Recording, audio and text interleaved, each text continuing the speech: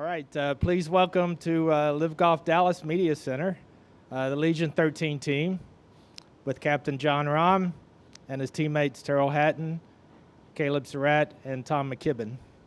So guys, you currently lead the team point standings after 8 events, having won twice this season along with a couple of second place finishes.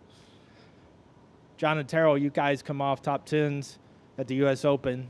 That makes you the first set of LIV Golf teammates to finish top 10 in the same major. Jon, you were the clubhouse leader for a long time, 4 hours or so, and you stuck around to greet Tyrrell after his round. What are your takeaways from Oakmont, both from your own performance and then watching your teammate in the mix down the stretch? I mean, it was nothing but a good week. Extremely difficult golf course, extremely penalizing anytime you make a mistake, and finishing top 10 is always going to be a good week. Very happy to shoot under par twice. This is too bad Friday cost me a little bit too much. And I would say as far as the week goes or the ending, I think score doesn't always reflect the truth, right? Like you said, I played Sunday with barely any pressure, so I could afford to take some risks and posted a score and never had to deal with the nerves or intensity that Tyrrell had, right? So playing that golf course under those circumstances is much different than if you go 5 hours before, right? So I would say it's not comparable.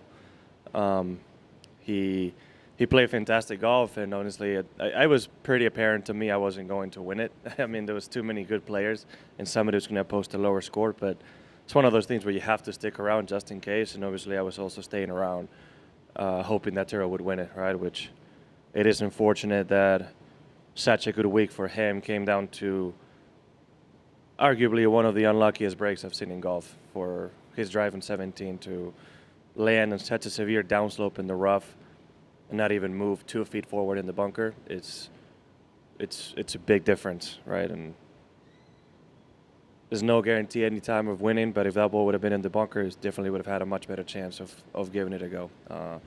So happy for him, happy to play great, and if he keeps playing this good in majors, at this point it's just a matter of time of one coming. So hoping that happens. Tyrrell, you were obviously disappointed at the time, but have you had a chance to step back, get some perspective on the positives that happened to you this week or that week? Yeah, there was a lot of positives. So that was my first time coming down the stretch in a major and having the chance to potentially go on and win. And yeah, ultimately it didn't work out for me. It was a tough break on 17, which it's just unfortunate timing in the tournament.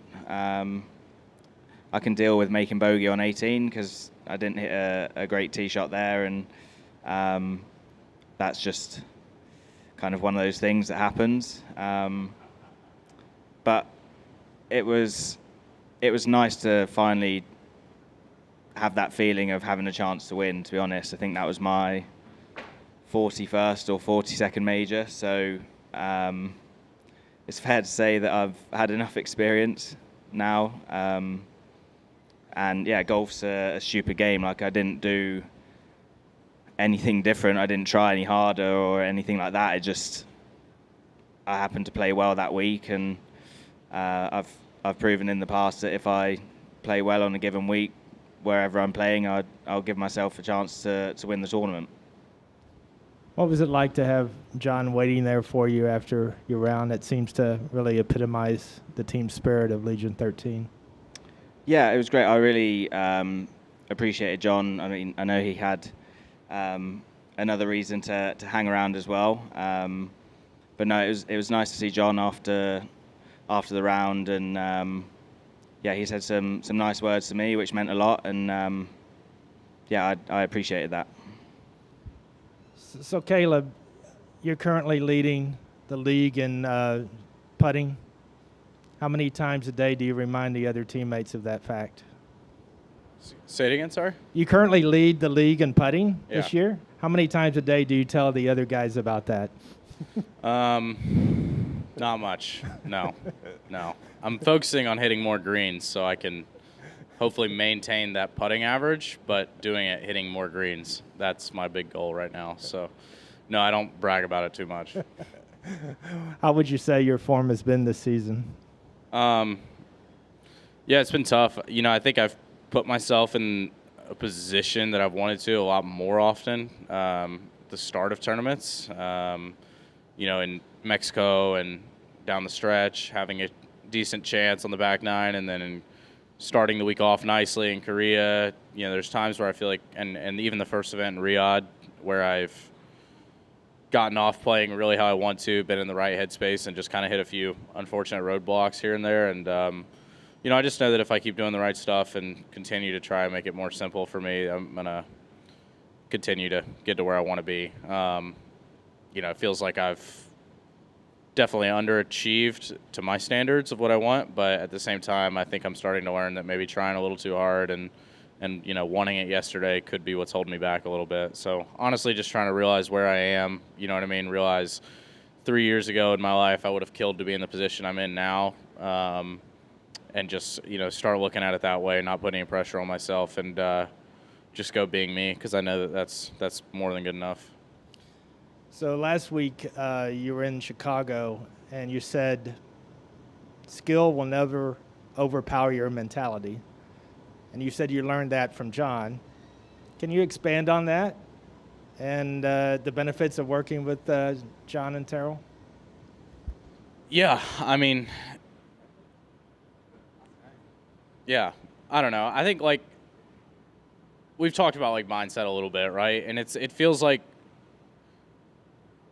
being in the right frame of mind, focused on the right things, is so much more important than your skill set, right? I think it doesn't really matter how great you're necessarily, doing things, right, technically, if you're not in the right headspace. So, I think that's something that all great players know and do very well. So Tom, you're about to start your 9th tournament since joining LIV Golf. How would you evaluate your season to date, and how much fun have you had so far? It's been a little bit up and down. I played pretty nice at the start of the year up until Miami, and then sort of since then I haven't really scored too well. I've struggled a little bit sort of getting off to a good start, and I've played sort of a little bit nicer as the weeks went on. But the game sort of feels quite nice, and it feels like it's been quite similar throughout the year. I just haven't really scored as good the last couple of events, but I've had a lot of fun this year. It's been a whole different experience for me, and something that I've enjoyed a lot, and really looking forward to these last 6 events of the year and seeing what can happen there. And I was looking at the numbers. You guys are killing it in the second round. You're about 25 strokes better than anybody else in the league. Is there a reason why round 2 has been so productive for you guys? Anybody? I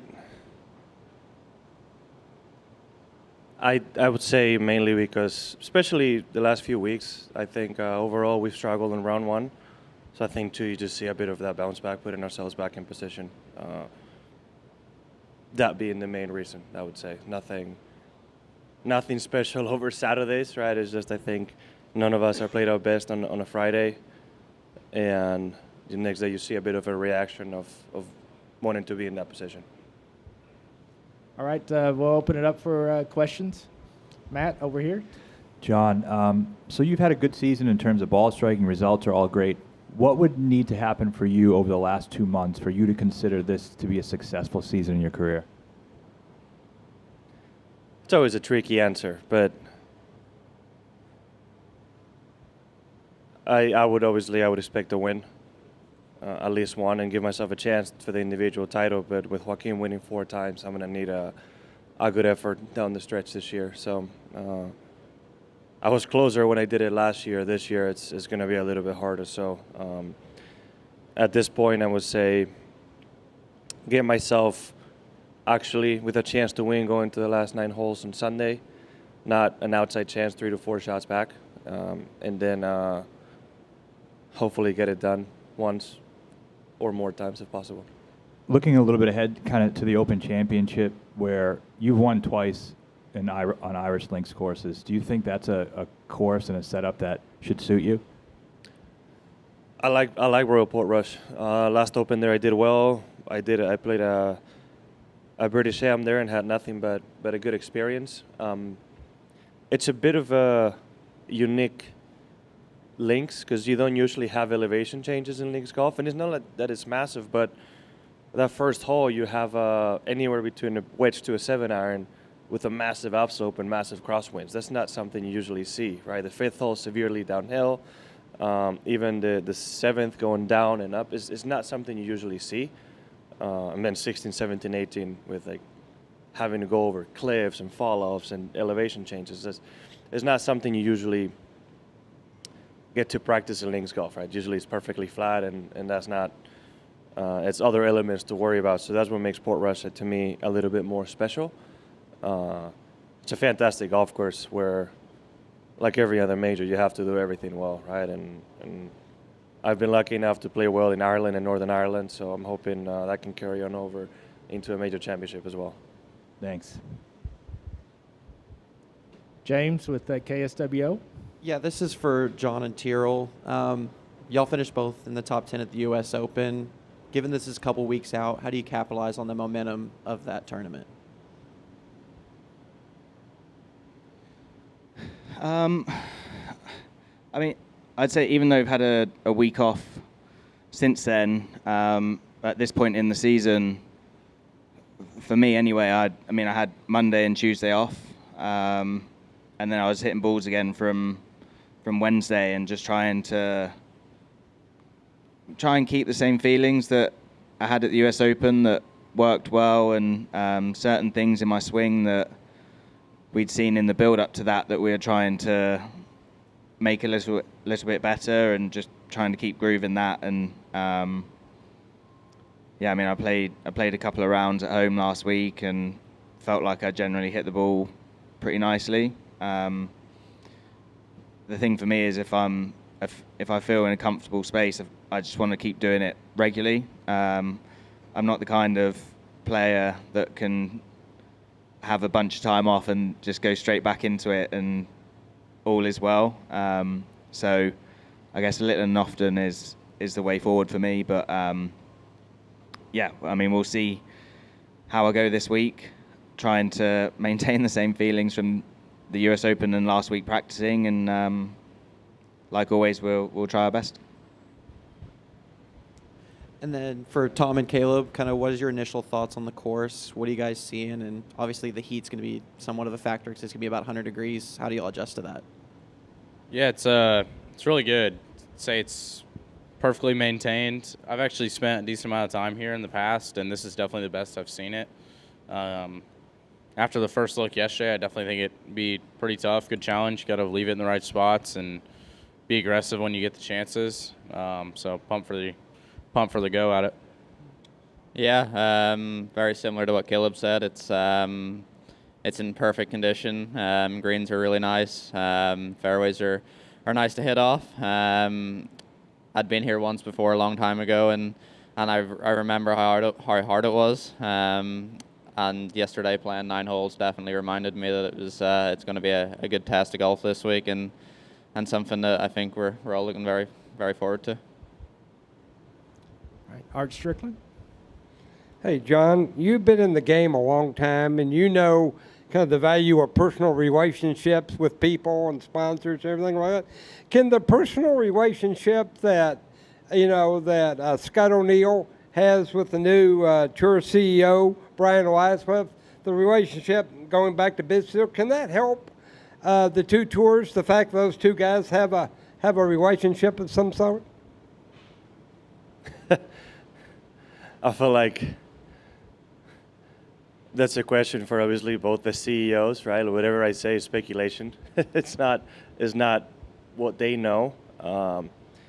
I would hope that them having a close relationship from the past should help facilitate at least the dialogue between them two. But at the end of the day, it's not just up to them, right? There's also people behind them and higher up than them that would ultimately make the decision. So things are never as simple as they seem, right? So, but I would like to be positive about it, and yeah, I think that would help it out. All right. I have one last question for Jon. We just released the Duels Virginia earlier this week. Wanted to get your thoughts on that, as well as the secret to changing Phil's rangefinder. The secret? Yes. I'm amazed that he's been in golf for this long and he has no idea how to change it from yards to meters or anything at all. Well, the whole thing, I mean, he kind of started it, right? He did it to Grant on a video, which I don't know how he did it because he has no idea how to change it himself. And then Josh did it when we did the 2v2, and then from then on, I figured it'll just be a fun one. And because I changed Phil's rangefinder, I've changed Grant's, I changed George Bryan's, but George caught on really quickly after that happened, and then I changed 4 that day. But not all of them would work because FP and Henrik were paired together, and I believe Henrik still does meters, so he would have been able to tell you, hey, that's wrong, right? And there can't be a GPS. If there's a GPS, they can just look at it and find out that something's off. So yeah, just try to find, try to be sneaky about it whenever they're not looking. But I think my chances are up. I think everybody now is going to be looking after it, and it's not going to happen again. So I'm going to have to come up with something else. And it can't be too invasive, right? Like the next idea I had, which is the easiest thing, would be changing the driver setup. You can easily go with the wrench, change it, and put it back and affect somebody pretty badly. But if I do it to a pro, you could mess them up for the whole week, and I don't want to do that.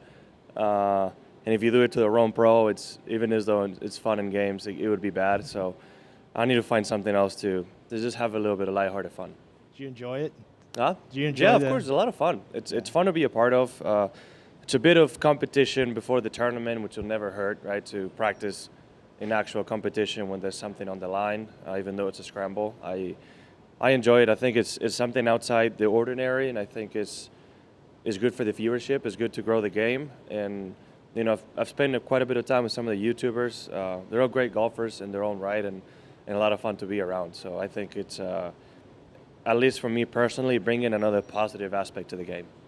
Tyrrell, have you ever changed anybody's rangefinder? I haven't needed to, no. So I wouldn't be thinking that far ahead, if I'm honest. Oh, all right. One last question, Trey Schapp.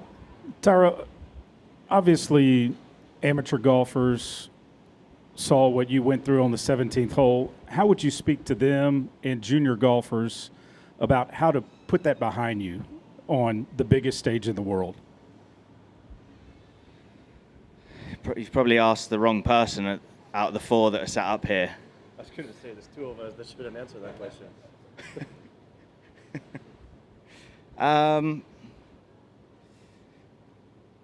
Yeah, I don't know how to answer that, if I'm honest. Yeah, I don't know. All right, I think that's it. We appreciate the time, guys. Thank you. Good luck this week.